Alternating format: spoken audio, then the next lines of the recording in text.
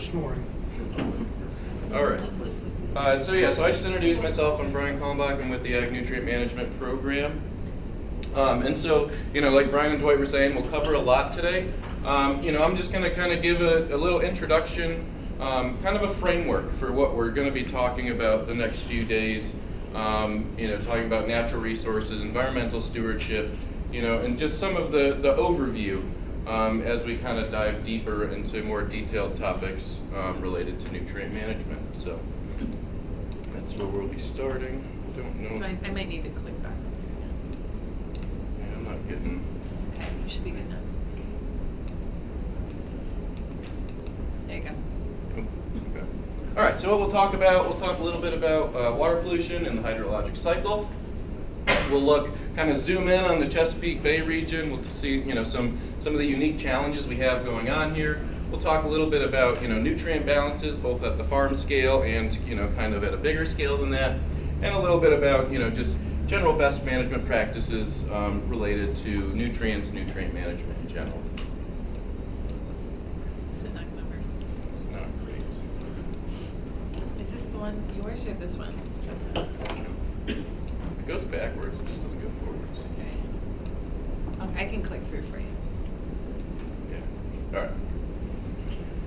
So in general, one of the things we have to realize is that, our modern life, the way we live in our society, it's going to lead to soil and water pollution.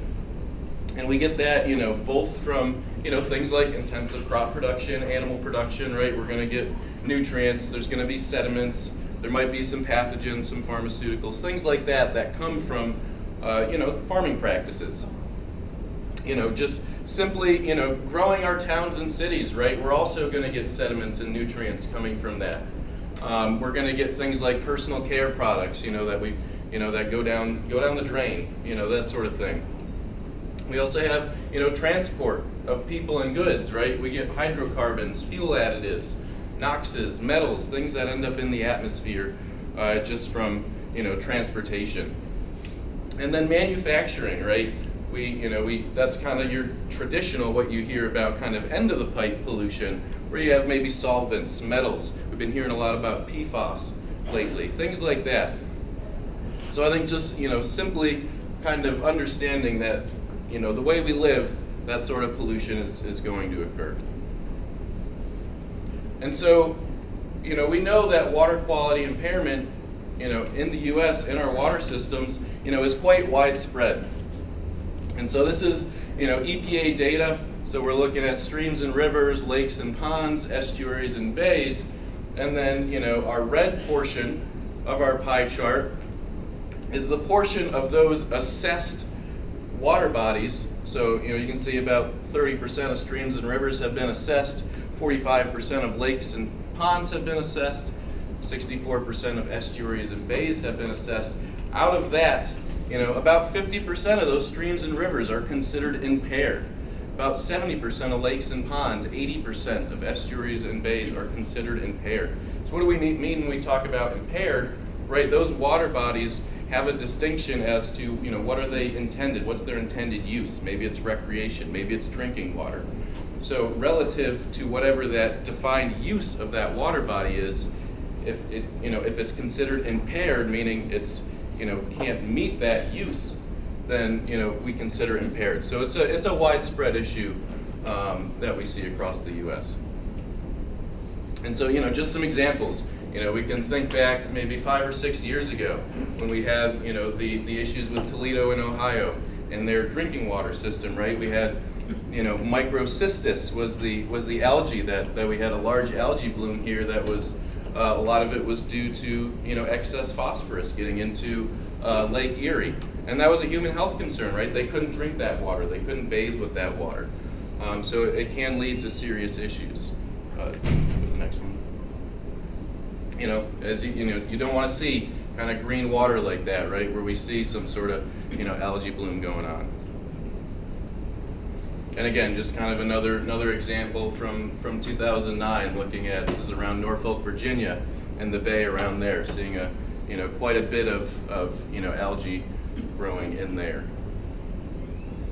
And sediment too, right? After we get a really heavy rainfall, we get soil erosion in that soil, whether it's from an ag environment or from a like our cities and towns, right? We get sediment, which is also going to be considered a pollutant in those water bodies.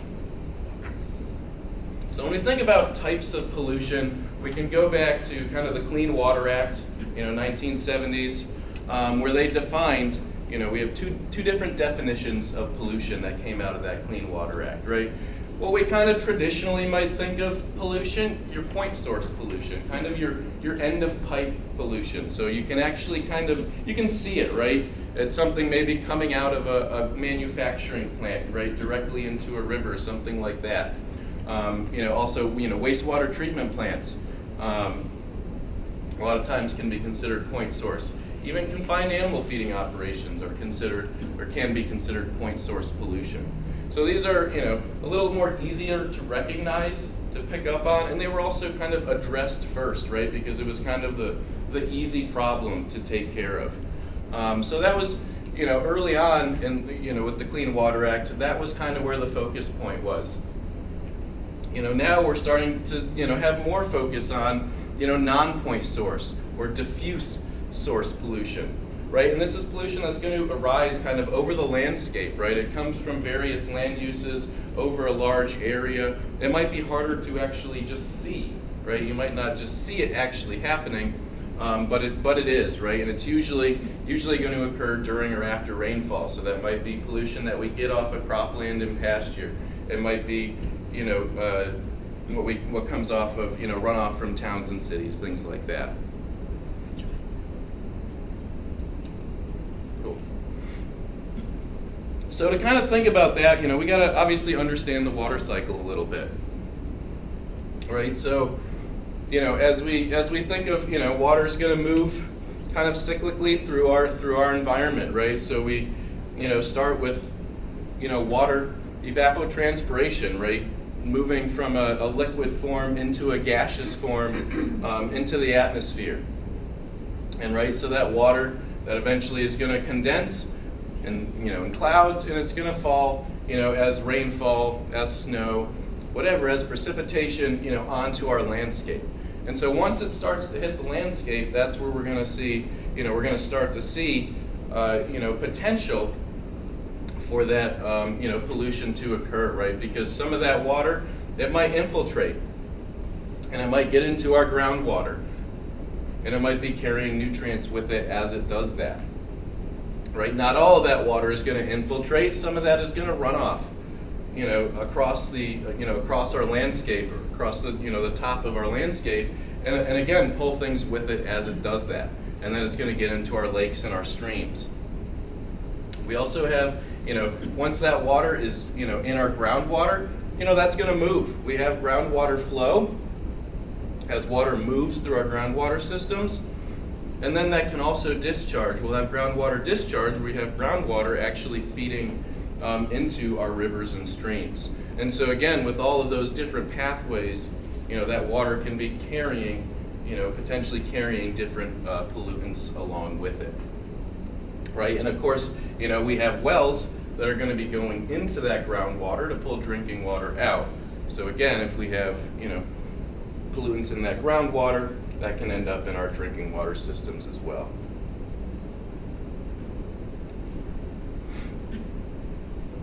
And so when we think about kind of the seasonality of that water cycle, right, it's going to change throughout the season, and that's going to change, how we can expect, pollution to occur relative to those different seasons, right? So we're going to look at, kind of May to August, kind of our summer season, September to November, kind of in the fall, December to April, more our winter, early spring season. And, so we have some different things going on, right? We have, both our, kind of our soil profile, then we get down into our groundwater. We have water that moves, infiltrates through our soil profile, so that's going to be our percolation. We have, again, water moving from that liquid state into a gaseous state, so that's evaporation plus transpiration, right? So evaporation is it just occurring off of a surface where transpiration, you have water moving from a plant and evaporating that way. And then you have that water coming back down as rainfall, and then we have surface runoff. What doesn't infiltrate is going to move across your landscape. So it's going to be a little bit different, what occurs here during the seasons, right? So, during the growing season, we're going to have a lot more evaporation and transpiration. What we notice across all seasons is that our rainfall is pretty much the same, right? So that's kind of, we know that about our area in Maryland. We have pretty similar amounts of rainfall throughout the year. But again, what happens to that rainfall is going to be different, right? Because as that growing season begins to diminish and those plants start to senesce, they're going to be taking up less water. So that evaporation and transpiration pathway is going to be decreased, right? So that increases the potential for that water to go other places, right? So it might, again, kind of in the fall and the winter, we have a higher potential for surface runoff. In the winter, we have increased potential for that percolation, right? Because there's no plants actively, the roots are not actively taking up that water. So we can kind of start to see seasonally, where we might have a higher potential, for that water that's moving across the landscape to actually pick up and move pollutants with it. And so this is, kind of looking at the same sort of thing, but more in a graphical format. So this is soil hydrological cycle, looking at the lower eastern shore of Maryland. So again, just to kind of break down what we're looking at, again, our blue line is our precipitation, right? And so kind of same story, we see that's pretty common, pretty similar throughout the year. So we're looking at through the months here. And then our black line here is our potential evaporation and transpiration, right? So just like we were talking about, as we get into the growing season, that potential evaporation, transpiration increases because that water is being moved, through plants and then, transpiring through their leaves.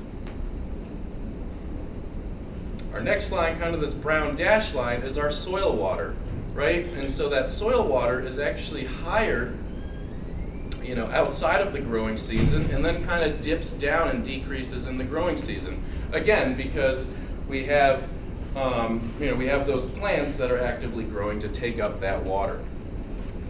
And then finally, what we have, some drainage going on, which is going to be a little bit more, again, in those winter months.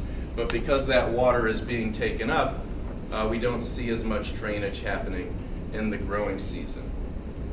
So kind of putting this, all together, when do you think, what season is our risk of, specifically nutrient loss going to be the highest? What do you think? Anybody have a guess? It's going to be in the winter, right? Because, here, during the summertime, we have the growing season, we're taking up that water.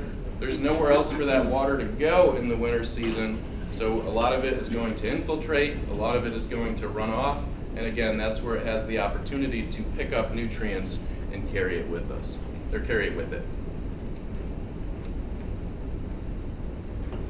And so again, when we think about, nutrients moving, nutrient pollution, nutrients moving through our landscape, we want to think both about, what are the sources of those nutrients, and then again, what are those transport pathways, right? So when we think of like an ag environment, right, our nutrient sources might be animal manures, it might be our NPK, our fertilizers, we get a little bit of atmospheric deposition or, some nutrients from a rainfall. Those are fairly minor. But we also might, be getting those nutrients from, things like wastewater treatment plants, right? So we have a source of those nutrients. And then what happens to them, right? We saw that some of those nutrients might be picked up by water that's moving through our soil profile. It might move through our groundwater, through our or laterally through our soil profile via subsurface flow. Right, if we have tile drains in an agricultural environment, that's going to move things a little bit quicker as opposed to the subsurface flow, which is going to be slower. But then we also have the potential, right, nutrients that are bound to our soil particles. So where we have water moving, picking up those soil particles, that erosion is going to bring nutrients with it. And again, when we think about runoff, if we have dissolved nutrients, again, in that runoff water, it's going to move wherever that water goes. Questions so far? Feel free to jump in anytime if you do. So when we think about nutrients from a water quality perspective, what are we generally concerned about? We're generally concerned about nitrogen, particularly in its nitrate form, as well as phosphorus. But they don't behave kind of the same way when they're moving, how they move through that environment. So, nitrogen as nitrate is typically lost via leaching, right? So nitrate readily dissolves in water. So when you have water moving through that soil profile, think of it, the nitrate is going to follow wherever the water goes. So if the water is moving down, it's going to take that nitrate with it because, again, it's very readily soluble. And so therefore, that nitrate, can contaminate groundwater and become a groundwater concern. And, like we talked about, think about the hydrologic cycle, we do have groundwater discharge that feeds our streams and our lakes and our rivers. So if we have groundwater discharge occurring, then we can potentially, have surface waters contaminated that way as well. Phosphorus, the pathways are similar but a little bit different. Phosphorus is not quite as soluble as your nitrate. So you do get some soluble phosphorus that might be lost either in runoff or, maybe if it leaches, it might move through subsurface drainage like tile ditch drains. But really, one of the bigger pathways for phosphorus loss is that sediment-bound phosphorus, because as you'll kind of learn more about, the phosphorus cycle and, soil science related to phosphorus and some of the other talks, phosphorus binds to soil particles pretty readily, right? So then if we have a lot of erosion occurring with a lot of phosphorus in that soil, then that can become a pretty substantial pathway for loss. And typically, our phosphorus losses are going to be considered, surface water issues, where those, that's going to, contaminate and potentially cause issues in our surface waters.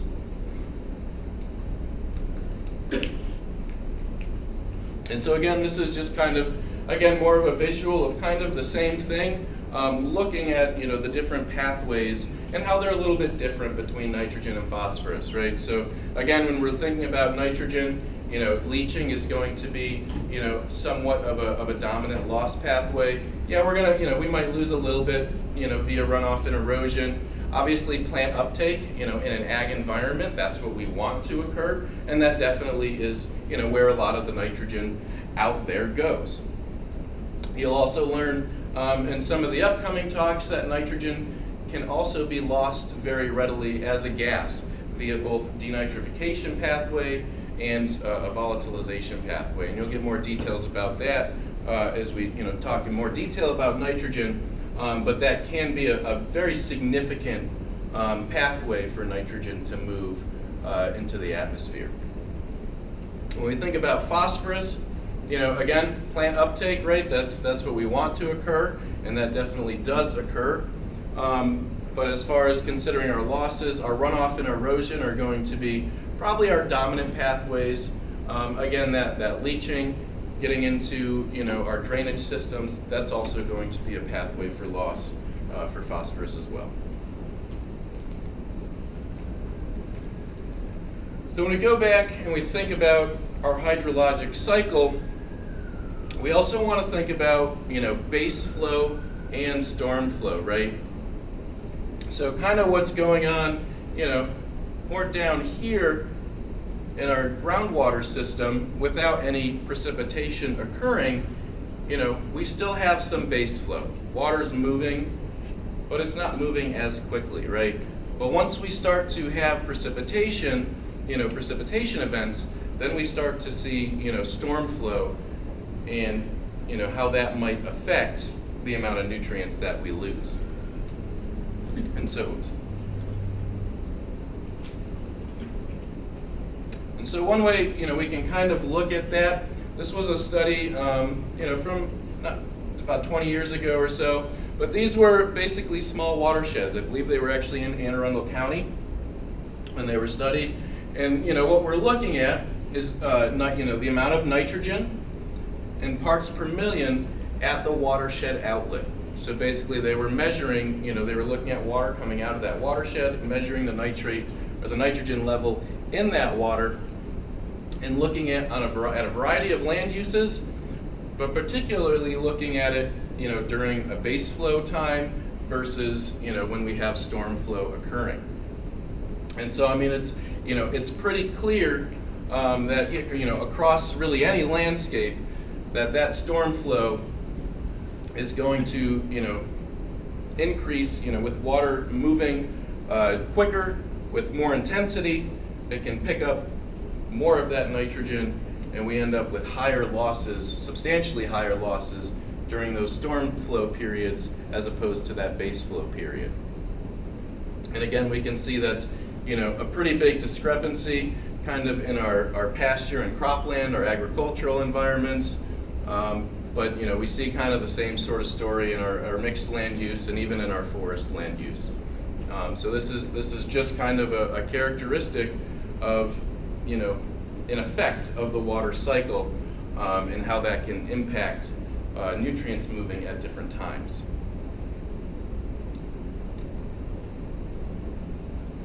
So what are the issues, right? We're talking a lot, obviously, about nutrients moving through the environment, but why is it a concern? Well, one of the things that people have kind of tagged nutrient pollution as being a grand challenge of the 21st century. And what does nutrient pollution lead to? Well, it leads to issues in our surface water systems. So over here, kind of on the left side of this figure here, we kind of have a healthy ecosystem, whereas over on our right side we have what we would call a eutrophic surface water system. So what can occur when we have excess nutrients getting into our surface waters is what we call eutrophication. So what's actually happening, right? So in a healthy ecosystem, we have a diversity of both macro and micro organisms, right? Our shellfish, our bottom feeding fish, reefs, microalgal communities, our seagrasses. But then we get an influx of nutrients, right, into that surface water system, and what happens? We get more primary production. That leads to increased oxygen demand and what we would call anoxia or hypoxia, meaning we have little or no oxygen in that surface water system. And that can really shift the structure in the community of organisms within that surface water system.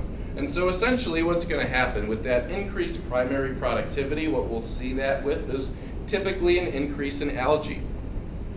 And so it's not so much the algae in place being an issue, where it can be, right? That can block out light, which can be an issue, for seagrasses and things like that.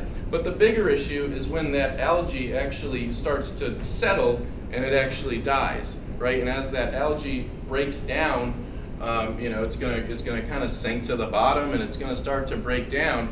And as that dead algae breaks down, they require oxygen, just like our fish and our shellfish require oxygen. So does that algae. So they're pulling in oxygen out of that water and leaving lower oxygen levels, for our other, organisms in that system.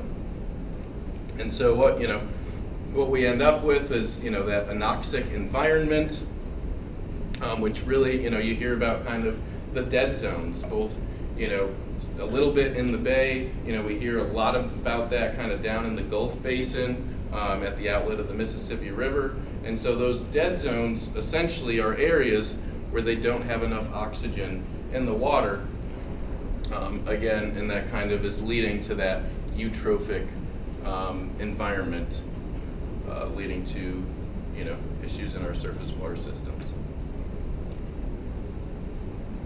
And so let's think about, the Chesapeake Bay and our, the local watershed for the Chesapeake Bay, right? It's a pretty good sized estuary. It's the largest in the U.S. It's shallow, and that's something to think about. It's a fairly shallow water body when you think about comparative water bodies across the world. It's very shallow. It's got a pretty big area. That ratio of the area to the Bay Area is 14-1.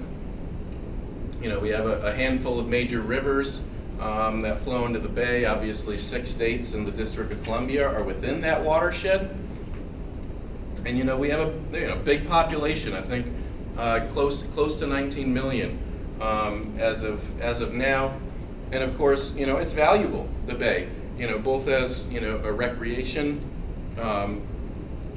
What it serves for recreation in the area, but also the fisheries harvest, $2 billion industry per year. And really, our major pollutants in the Bay are both nitrogen and phosphorus. And so when we look at, what do we actually have going on in the watershed as far as land use, obviously, and where we are here in Annapolis, DC, Baltimore area, we have a lot of highly and moderately developed regions. We also have a lot of forested regions as we head west, and then we have a lot of agricultural, both west, east, and north of where we are. So it's we have a variety of different land uses. But when we're considering, when we're thinking about potential issues related to nutrients, both those developed areas and those agricultural areas, as we have more of that, making up proportion of the Bay Area, we have a higher potential of, issues related to nutrients. Oops. Just touching. Do you want to do manually? Yeah, can you hit me too? There you go. So again, when we were thinking about the depth of the bay, now we're looking at not area, but we're not specifically area to area, but we're looking at the land area of the bay watershed relative to the volume of water in the bay. And right, that's gonna kind of relate to the resiliency of the bay itself, right? Because if we have a higher volume of water, then when we have an influx of nutrients, right, if we have more water, it's more dilute. If we have less water, a small input of nutrients can have a drastic effect.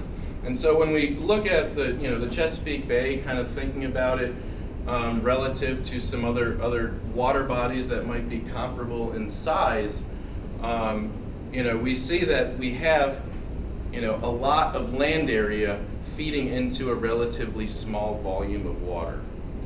So that's one of the reasons why the bay itself can be a little bit more sensitive, when we think about how much nutrients are actually going in there and how, what effect they might have. The same amount of nutrients is going to have a more drastic effect, again, because we have less water that those nutrients are feeding into. So kind of zooming in a little more, thinking about just Maryland, we're going to look a little bit about kind of some of the differences in the, the geography of, Maryland and the soil types within it. So this is a map of Maryland physiographic provinces, and it also includes kind of the county boundaries. And so we're going to have some differences in kind of the soils and, the subsurface layers in these different areas. All right, so our coastal plain, we're going to have a lot of deep sediment soils, but those tend to be fairly sandy soils compared to the rest of the state. Then we kind of, as we move west from the coastal plain, we'll hit this fall line. And this kind of runs, around kind of the 95 corridor. And basically what that is, it's a change in the bedrock, below our soils. And so in the Piedmont region, we have more resistant bedrock. So as water flows from the Piedmont into the coastal plain region, then there's, it's basically going to start to erode the bedrock in the coastal plain region, because again, it's not, it's not as, or it's less resistant to, erosion. So as you go along that fall line, you'll tend to see things like waterfalls, where you get like a change in elevation, again, based on what's occurred over, thousands, millions of years of starting to erode away the bedrock along this fall line. And so, one of the things if you know, like kind of Great Falls in around DC, that kind of falls right around where the fall line is, where you get that drastic change in elevation, going from the upper Potomac into the tidal Potomac. And so again, this is going to affect the types of soils that we have. So again, like I said, we have kind of deeper sandy soils on the coastal plain. As we get up into the Piedmont region, we're going to have, very thinner soils, sometimes, only around 3 feet deep or less. But we're going to start to see, a difference in the makeup of those soils. So we're going to start to see more clays as we move west into the Piedmont as opposed to the coastal plain. And then finally, once we get into kind of our mountain regions, so that's split up into the Blue Ridge, kind of that South Mountain region, the Ridge and Valley, and then into the Appalachian Plateau. Again, we're going to start to have thin soils, rocky soils. There's going to be a range of different textures, but we're also going to get some areas of what we have limestone bedrock, and we call karst topography, and we'll talk a little bit about more about what that is and why that might be a concern. Goodness. I'll go. Yeah, thanks. Is that right? Yep, I think so. So when we're thinking about our soils and our soil types and our soil textures, right, our soil textures basically are, define, what proportion our soils are made up of sand, silt, and clay particles. All right, so our sand particles are going to be our large size particles, and again, these definitions are strictly based on size of the particle. So 0.05 to 2 millimeter are going to make up your sand particles. 0.05 to 0.002 millimeters are going to be your silt particles, and then kind of below that 0.002 millimeter size is going to be your clay particles. But how quickly, and you'll hear more about this when Emily gets a little bit more deep into soil science, but that soil texture is going to affect how quickly the water moves through that soil profile. And again, when we're thinking about different pathways and different nutrients that are affected by different pathways, how quickly that water moves through the soil profile, is going to have an effect and something that we should consider. Go to the next one. And then once it gets through that soil profile, then it's going to hit the bedrock below that.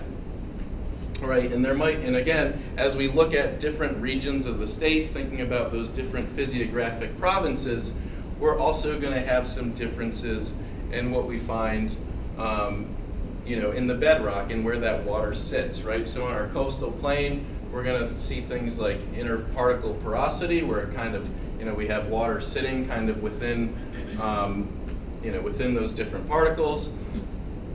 We also, as we get kind of into the Ridge and Valley and the Piedmont areas, we have some fracture porosity, right? So that's where water is sitting between fractures in the bedrock. Thinking about when you're drilling a well and maybe you don't hit a fracture, right? Then you're kind of, you obviously want to hit one because that's where you find that water.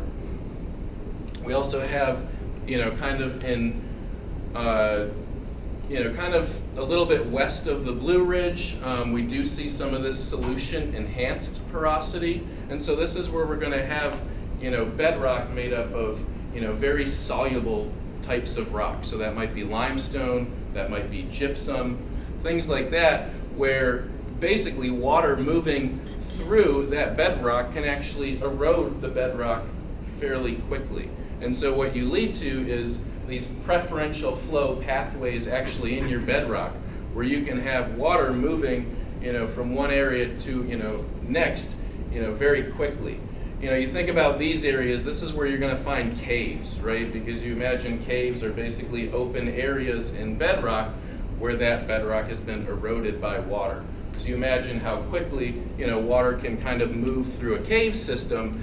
That's kind of, what you can think of when you're thinking about these karst areas where we have, very weatherable types of bedrocks. And again, pollutants can move very quickly, so these are kind of high-risk areas. So, less ag related, but relevant to Frederick County in the past.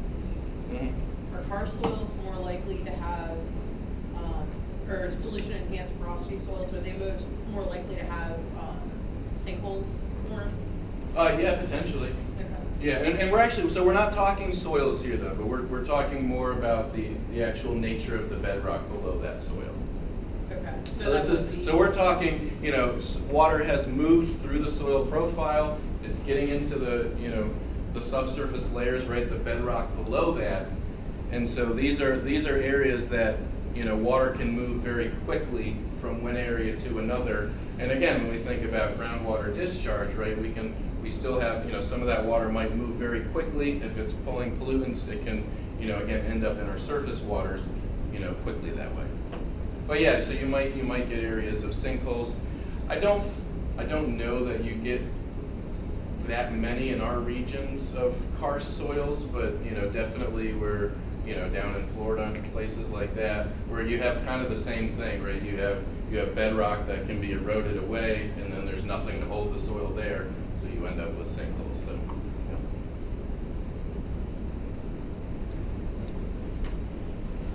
yeah. So when we think about, again, just thinking about the Chesapeake Bay, and again, we talked about, nitrogen and phosphorus as kind of being the main pollutants. Sediment is also a pollutant of concern, relative to the bay ecosystem. But where are that nitrogen, that phosphorus, those sediments coming from? So if we look at nitrogen, if we're thinking about agriculture, right, that's typically going to be coming from our chemical fertilizers or our manures. So somewhere around, about 30, 35, 40%. We also get some atmospheric deposition, from an agricultural source. So when we sum those all together, we're getting about 40 to 45% of our nitrogen getting into the bays coming from an ag environment. We also get, substantial inputs, from atmospheric deposition from industry. We have some just natural atmospheric deposition. Municipal industrial wastewater is going to, input some nitrogen into those systems. And then just kind of developed lands, our urban sectors, and then septic systems are also going to, input some some nitrogen that might end up in the bay. Thinking about phosphorus, again, our agricultural sources, a similar component, about 45%, making up our inputs to, phosphorus to the bay. So again, fertilizers and manures, a little bit of natural sources. And then again, our kind of wastewater systems, and then our urban, suburban runoff, maybe some sediment that's coming from streams. So what we can see is, right, we're here talking about nutrient management specifically, so talking about the ag sector. We do have some inputs. It's definitely, it's not the only input, and we need to be aware of that. This isn't, it's not the only reason that nutrients are getting in the bay. But it is definitely a good portion of it. And again, when we're thinking about sediments, or we're thinking about soil particles getting into our systems, again, agriculture making up about 60%, and then we have some natural sedimentation going on, and then we have our runoff from urban and suburban settings. Yeah. When was nutrient management first integrated into the program for Maryland? So don't quote me on the dates, Dwight, maybe you know a little bit better than me, but I believe, the Water Quality Act in Maryland specifically came, that was at 98? 98. So that was kind of the kick off that kind of brought nutrient management into play, playing a larger role in the state. I think there was still some kind of not mandated nutrient management, right? So it's not like nutrient management isn't a completely new field. It's not something that just started in the last 20 years, but I think there's a lot more attention on it, as we've started to see that our agricultural sector is a significant input. So with that being cast in 2009, 13 years ago, with the implementation of heavier record keeping in agricultural nutrient management, what changes have we seen? I don't know specifically. I did look to see if they had updated numbers on that from the Bay program, and I didn't see it. I didn't see anything more recent than those 2009 numbers, so I can't give you like a good solid answer. But it's, it makes improvements. Things like cover cropping and helping, which really helps keep that sediment in the fields, in the winter season where we're going to have a lot of surface runoff to pull it with it, and that's going to take nutrients with it. So I think, we're making improvements, but I don't have the numbers to show you right now. Brian, probably should point out that we had the WIP plan, the WIP 2, and the WIP 3. True, yeah. And Maryland's been reaching their goals as we're reaching towards that 2025 goal. Maryland has been meeting their phosphorus goal. They slipped back a little bit on the nitrogen, but they have been meeting their goals all along. So What do they think impacted the step back on the nitrogen? well, one thing was the way the day model was figured. They've changed it. I'm not real familiar with it, but I know they changed the way the day model did the calculation. And they changed it again in the last year. Okay. So just in the last year, as we put it, the goal line has been moved out a little bit further. Now, even though we're doing everything we can, now the goal's a little bit further out. So it just kind of reset things a little bit? Yes. Okay, makes sense.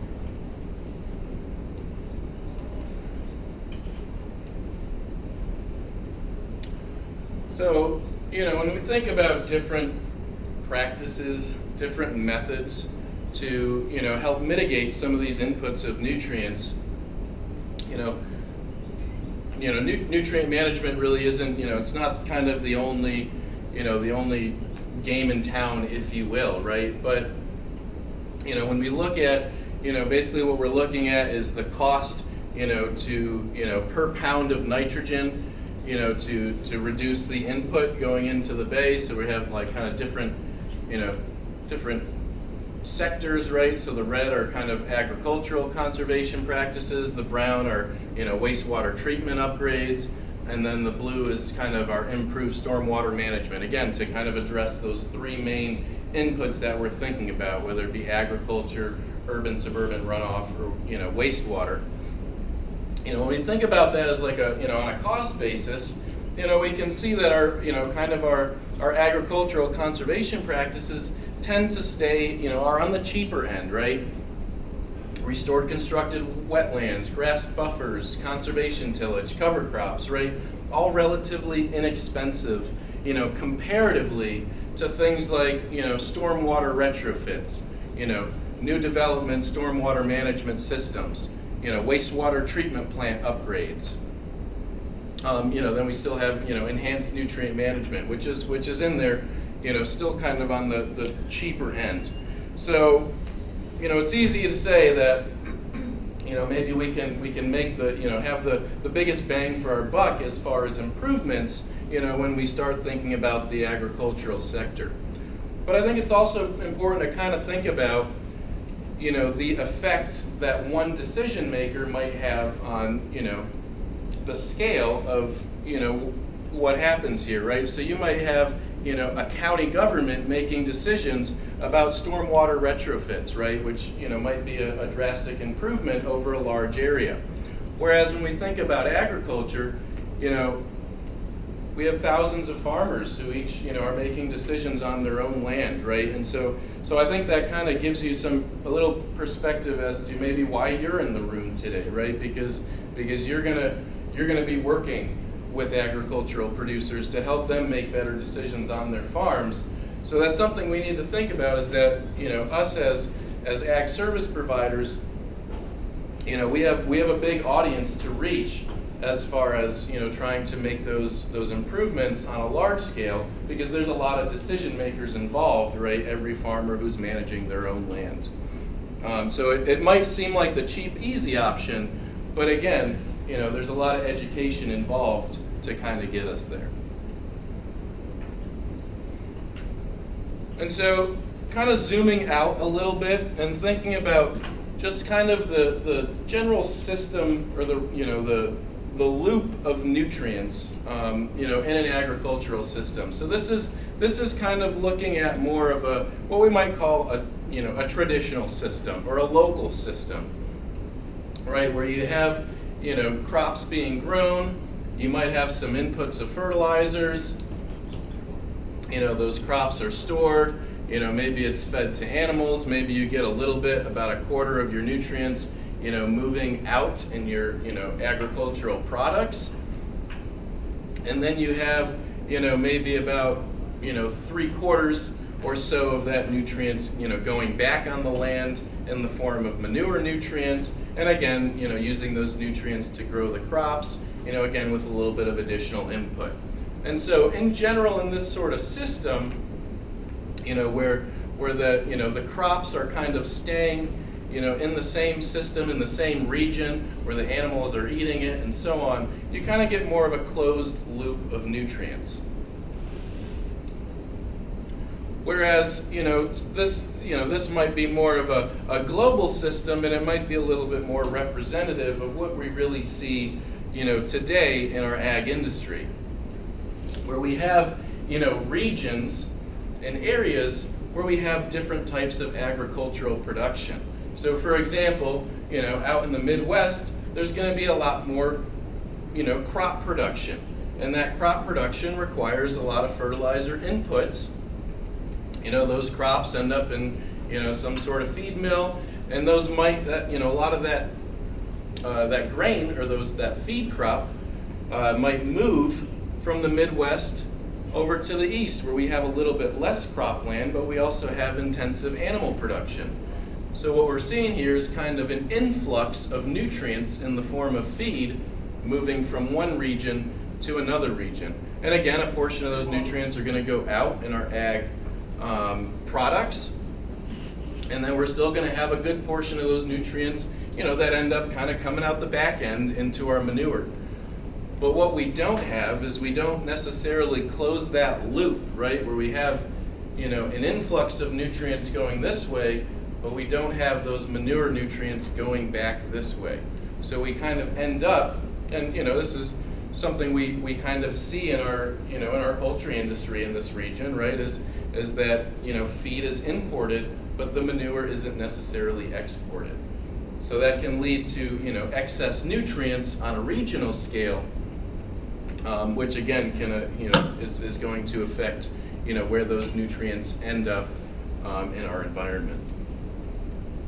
And so you can also kind of look at that at kind of a farm scale, right? You can look at, all the nutrient inputs, both feed, animals, fertilizer, legumes. You're going to lose some, as in emissions. You're going to have some, outputs going off of the farm. But then, what's left in that balance, might end up in your storage, storage in your soil, right? Where, some nutrients can actually stay in your soil and be available, and some of those might be, lost via runoff. And so, we're not necessarily looking at this entire, every piece of this when we're talking about nutrient management planning, but we're definitely looking at a portion of it, right? We're thinking about the fertilizer and the legume inputs. We're thinking about the crop outputs and the excess manure, and how do we manage that? And so this is just kind of an example of of this looking at this entire system over a relatively small size, medium sized dairy, where you have your inputs of N and P, you have your outputs, but then you still might have an imbalance, that's kind of left over after you consider what's going off of the farm.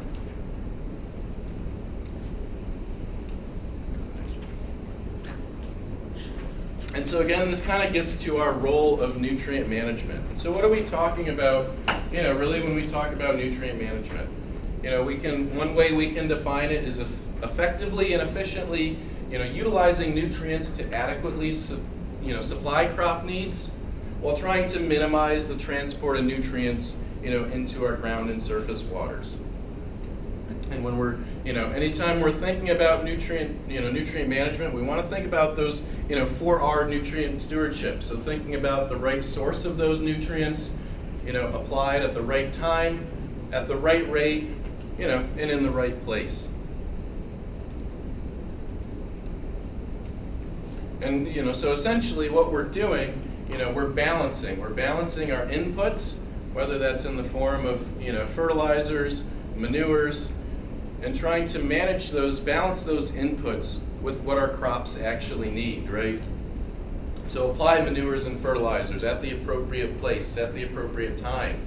Not things like not applying in the winter, right? When we talked about where that's going to be our highest potential for loss. Trying to look at our soil storage capability, right? See if our soils are enriched with phosphorus and try to avoid, more phosphorus on those areas, particularly near our surface waters. Consider a realistic production potential, right? Because we're doing this balance, right?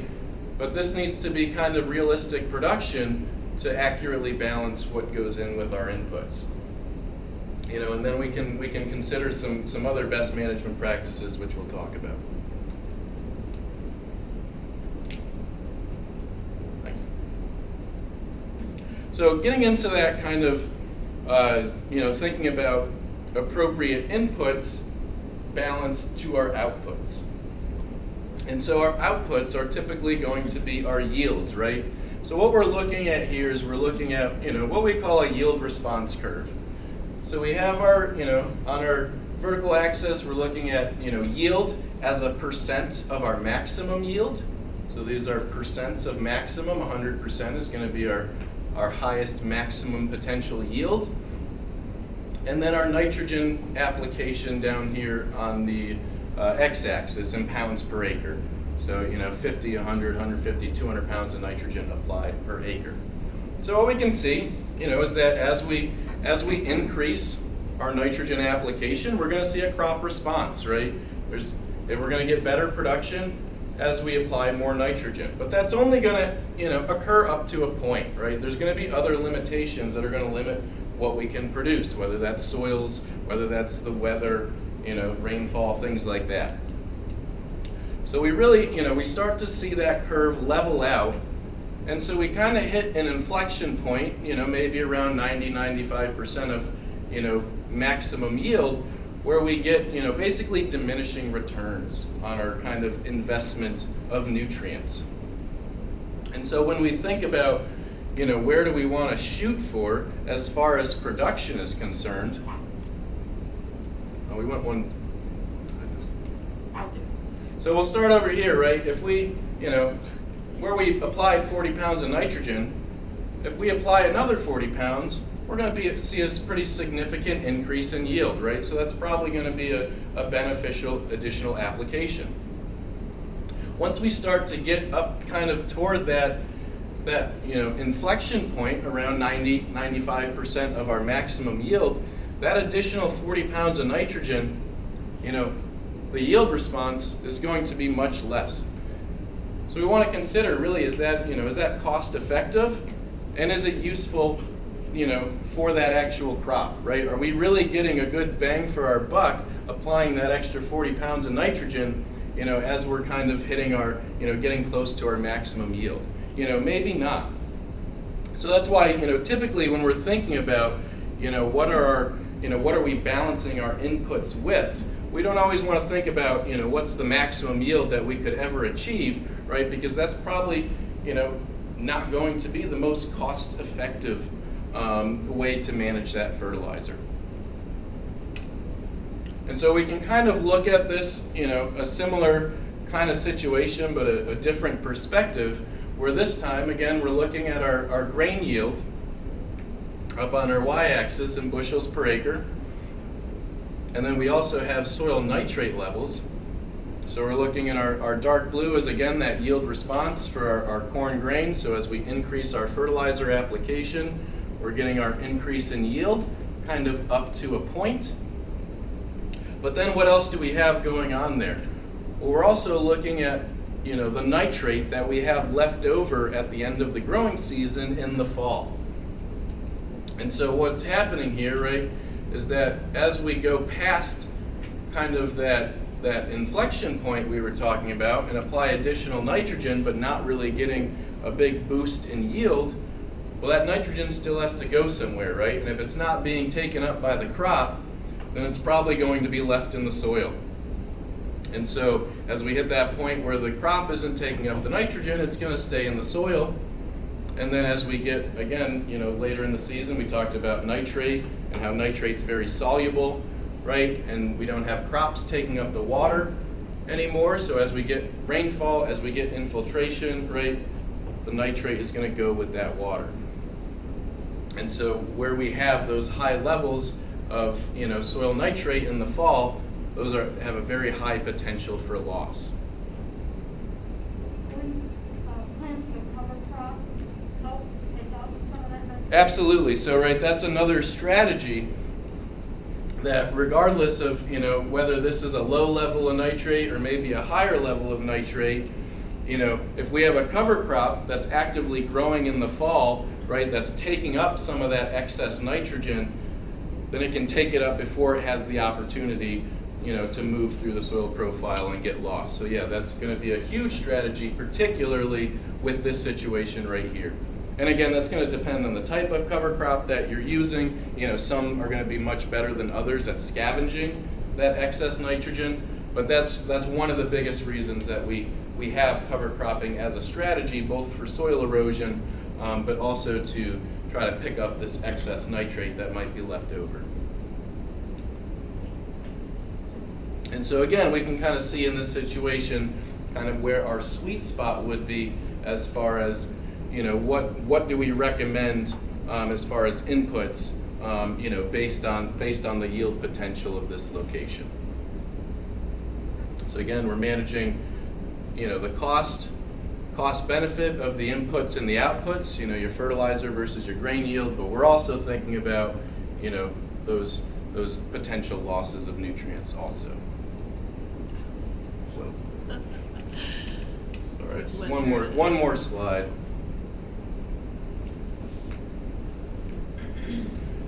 And so again, just kind of thinking about some of those other best management practices that we were talking about, right? Cover cropping, that's a big one again for erosion and also taking up nitrogen remaining in the field after harvest. Again, proper use of fertilizer. We kind of already talked about it, thinking about the 4 R's, applying that fertilizer at the appropriate time, right? We don't want to apply fertilizer in the fall for a crop that's going to grow next spring, right? Because we know there's a high potential for loss over that winter season. Things like no-till conservation tillage help manage erosion. Field buffers, right? Having buffers around water moving through your field so that as nutrients are moving across soil or nutrients are moving laterally across that field, they can be taken up by plants that we have growing in those vegetative buffers. Stream exclusion, just keeping animals out of the streams, right? Because inevitably that's going to input some manure nutrients into those streams if they're spending time in them. Manure management, storing that manure, capturing it, not leaving it out where it has potential to leach nutrients as you get precipitation events. So covered manure storage facilities, applying manure at the right time, that sort of thing. Again, forested buffers, kind of same idea as your field buffers. And then rotational grazing, again, kind of thinking about, grazing can have quite, an effect on, a field situation, whereas you overgraze, that soil becomes bare and you have higher potential for, both soil and nutrients going along with that soil to move off. So, things like rotational grazing help to, keep good cover on your pasture fields and not, decrease that potential for loss. So again, these are all going to be kind of, different tools in the toolbox related to, you know, managing nutrients, you know, in addition to, you know, simply nutrient management planning that we're talking about. So.